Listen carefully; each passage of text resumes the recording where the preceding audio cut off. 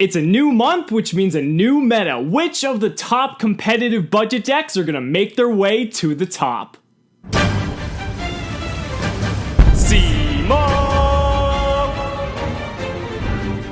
What's going on, guys? It's Cimo. Now, today I'm bringing to you the top 5 competitive budget decks for the May 2017 format. A lot's going to be changing here, especially a week from now, once Maximum Crisis is released, mainly because we're going to be getting some insane support for the Zodiac archetype, and not to mention that the True Draco / True King archetype is going to be in full effect. And that's really kind of what this entire budget deck video is going to be comprised around, because before we had a meta that was very much centered around special summoning, and we could kind of get away with cheesing some wins out of our opponents because by locking them out with specific cards and strategies, there wasn't really a whole lot they could do. But with the introduction of cards like Masterpiece, the True Draco Slaying King, and the entire True Draco archetype as a whole, the issue is that this archetype is very similar to Monarchs in the fact that the deck relies on tribute summoning and doesn't really rely on special summoning at all. I mean, the deck plays Potted Duality, if that really tells you anything. So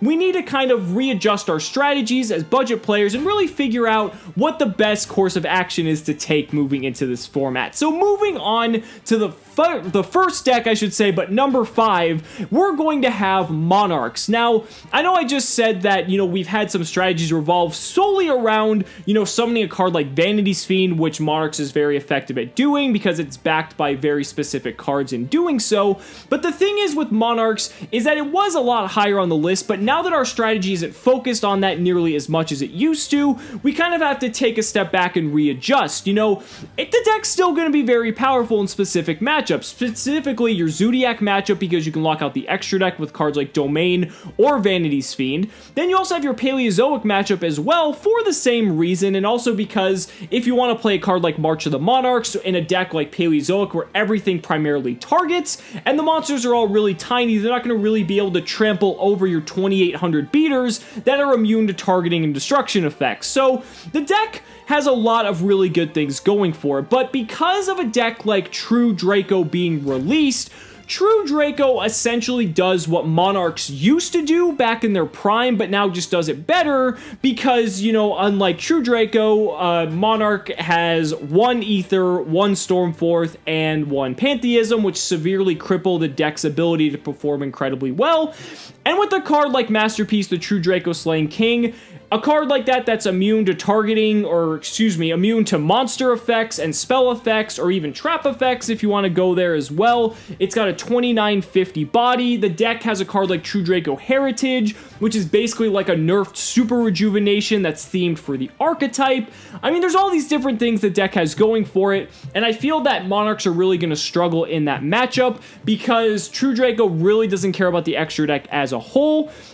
And ultimately, it's just not the best deck moving forward. The deck's still effective in being able to probably get you a couple wins here and there, but it's not the best option that we have. But going into number 4, we have Cosmo. Now, Cosmo in the past has also been higher on the list as well. I think Cosmo on average is probably like in the number 3 slot because it's kind of a very solid go-to budget deck. The cards are all still relatively cheap, and that's very good considering Dark Destroyer is an amazing fucking card. You've got Dark Eclipser for your Paleozoic matchup, and ultimately you've got cards like Cosmo Tin Can plus Call of the Haunted, and you can really just kind of storm the board with all your different types of Cosmo monsters. Now, what's really cool is that there's a new card called Set Rotation that's a quick play spell where you get to set field spell cards to both players' spell and trap zones, and neither player can activate the field spell or use any other field spells rather than those. So what's interesting about that is with a card like Cosmo Town, you can give your opponent a Cosmo Town,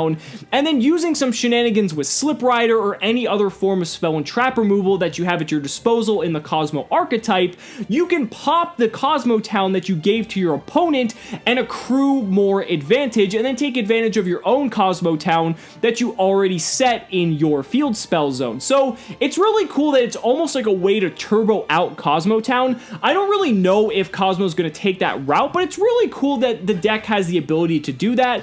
But there's still stuff like Fire King Island as well, which is another incredibly potent field spell, and it's really, you can't really deny the fact that a 3000 body that can't be targeted by card effects, especially in a format where Trident is still a thing, and Masterpiece, as amazing of a card as it is, does target for its destruction effects. So the fact that Cosmo Dark Destroyer can't be killed in that sense makes it really effective, because if they make their Masterpiece immune to spells, then it's still only going to be on 2950 and they can't run it over in battle. And even if they do manage to kill it, you can just cycle down into something else and they're going to have a rough time getting over that. So overall, Cosmo just is a really solid deck, and especially the fact that the price isn't really too high on it, it's a really good budget pick. Now moving on to number 3, if you can believe it, we have barrier statues. Yes, finally, after all this time, you guys, you never thought you'd see the day would come where barrier statues would not be the #1 deck on this list. Well, finally that day has come, and barrier statues have been knocked off from their high pedestal. So why the change? Well, very similarly to my logic with Monarchs is kind of the same reason why barrier statues has fallen down the ladder as well. We were in a meta that was so centered around special summoning that decks like Monarchs and barrier statues were incredibly effective at doing what they do best. The biggest problem is now is, again, referring back to True Draco, is because that archetype revolves around normal, or I should say tribute summoning.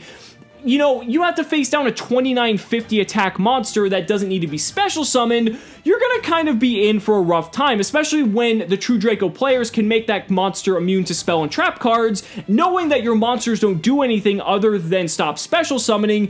That's gonna be a very rough matchup. So in addition to that, another thing that's important to note, that because of the existence of True Draco, Paleozoic players are kind of going to be falling out of favor, because for the same reason I just mentioned, Paleozoic has a very rough matchup against True Draco as well. So the thing is, because Barrier Statue was so effective against the Paleozoic matchup, now that there's going to be less Paleo decks going around, it's not going to be as, you know, free of a matchup. But that doesn't mean Barrier Statue is a bad deck by any means. You still got your Zodiac matchup, which is going to be incredibly powerful, because literally one barrier statue can just stop them, and you've got your Paleozoic players, which are still going to be playing, just not as many, and you're going to stop your decks like your Wind Witch Invoked Artifact and all these other different things as well. So it's an incredibly good stun deck, but it's not the #1 deck anymore. Now moving on to number 2, I have Burn, and specifically Chain Burn, but I guess you could also throw Nurse Burn in here as well. Chain Burn is the more budget-friendly option, because Nurse Burn does have some more expensive cards like Allure of Darkness and Dark Lord Ixchel,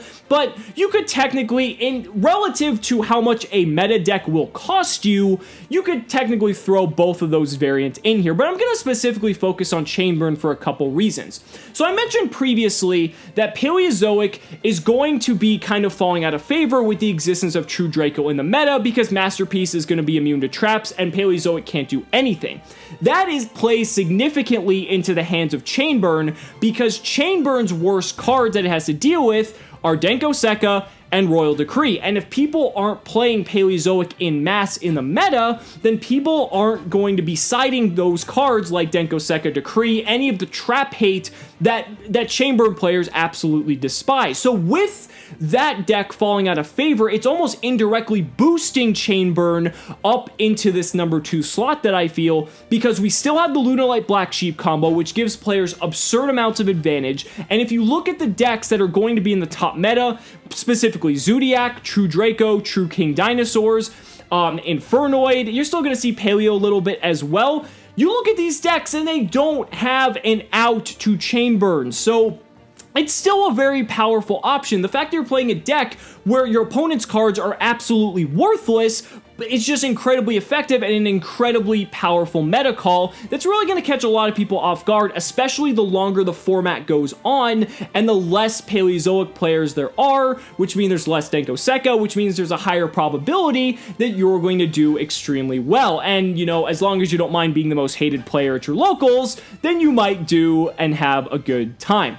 So, moving on to the last deck, what could the #1 deck be? Well, if you haven't figured it out already, it's going to be Dinosaurs. Dinosaurs. Now, I know True King Dinosaur with Dragonic Diagram is obviously the better superior choice here, but we're looking for decks on a budget, and I made a video that you can play a competitive budget version just with 3 of the Dinosaur structure decks for $30, and you can do really well at your locals, and a lot of you guys were saying that you've had that level of success. So if you actually spend a little bit more money, maybe like $70, $80, even $90 to pick up a couple copies of the Earth True King, to get extra deck cards like Lagia, Dolka, even Bahamut Shark, totally awesome, or True King of All Calamities once it's legal out of Maximum Crisis, you're going to be able to take that $30 budget deck from just 3 structure decks, make it a tier 1.5 competitive budget deck, and you can even win a regional with that deck. I wouldn't be surprised. Now, obviously, Dragonic Diagram is the best card because it does so many things. It triggers the baby dinosaurs, it does all these different things,